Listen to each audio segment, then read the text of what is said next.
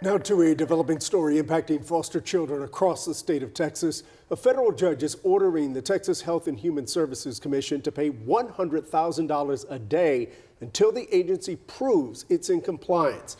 U.S. District Judge Janice Graham-Jack says the state failed to address court orders requiring prompt investigations, and she specifically pointed out how damaging delays can be. Investigative reporter Morgan Young joins us in studio, and you just got new information from the state. Well, yeah, Chris and Izzy, just in the last 30 minutes, we have learned that attorneys representing the state of Texas have filed an appeal with the Fifth Circuit in response to that contempt ruling. Those attorneys also filed an emergency order requesting Judge Jack to essentially pause her ruling and the fine she imposed until a decision on their appeal is reached. You know, the state of Texas has been in a legal battle for almost 13 years over failures in its foster care system.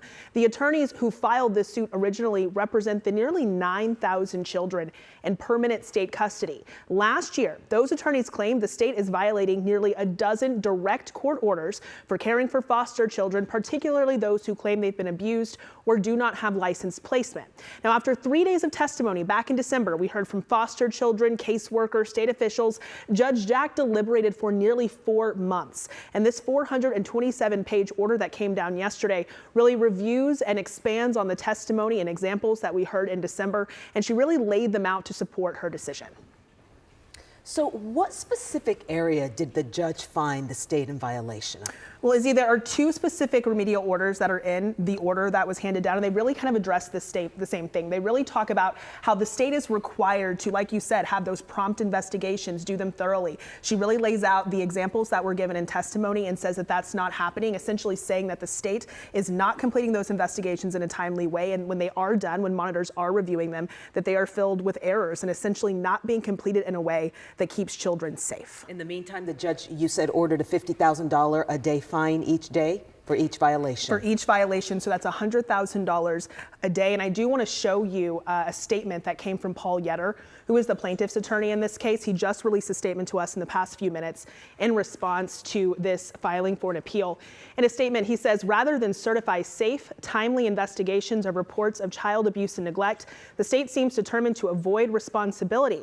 This appeal sends a terrible message to Texas children that state leadership just doesn't care about their safety. And it's important to note that, you know, when the state's attorneys filed their appeal today, we read through it. Basically, they were saying they do not feel that they are in any violation of federal orders. And in the request to have this fine paused for that appeal process, they said they are confident that they will win this appeal. Were you expected this to happen? This is probably how it was going to go. We did expect this because something we also saw in the past year is that the state has really lawyered up. Like I said, they've been in this legal battle for nearly 13 years, and they hired more attorneys in the past year than we've seen really in this entire process. So this appeal process was something we were expecting. All right. Thank you for staying on top of this, Morgan. The bottom line is there are thousands of children in foster care who continue to suffer while everyone fights this out in the courts. So we will be keeping our eye on that decision. Thank you, Morgan. Thanks.